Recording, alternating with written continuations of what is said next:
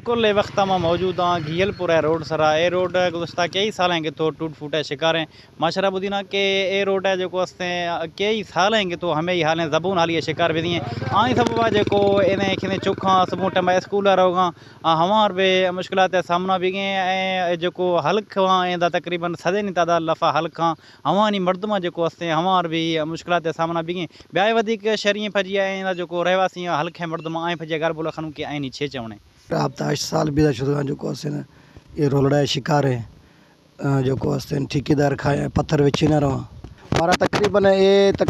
4-5 kilometre मारा तकरीबन 2-2.5 घंटा माना करो मैं एक मां सिलो पैदा हूँ माला मालदारा ये मुतालबा खनू तो मेहरबानी खने मैं गरीब में नजरसानी खने रोड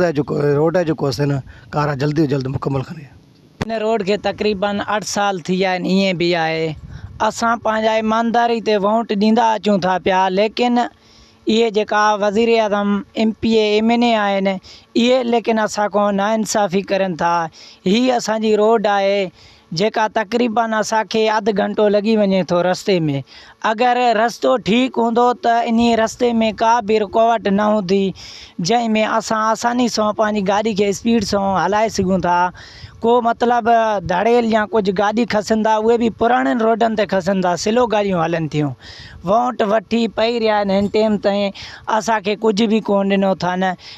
जी बिल्कुल शाह रोड सरा जो मर्दम सफ़र करण लगा आहिनि ॻाल्हि ॿोल अशकुला ऐं इलाका वासी जो आहिनि बि ॻाल्हि ॿोल अशकुला इशने चवण के इदा मारा ठेकेदार जेके मिलज़ादा आने जो रोड है पैसो वरतो इन्हें फदाओ शुदा ऐं इशा हवे भी कुछ था कि रोड काफ़ी साल के तो अच्छो ही भंड रहा है शिकार है आई सब मैं जो गाड़ी हाँ हवन टेर बस्ट भी एमरजेंसी लाफा मां कश्मीर शहर अस्पताल में भी न पुजूँ इशा मुतालबा करा कि नोटिस वगैरह रोड जो इशिया दोबारा ठाइने या जो मां सफ़र आसानी न खनू सकूँ जी।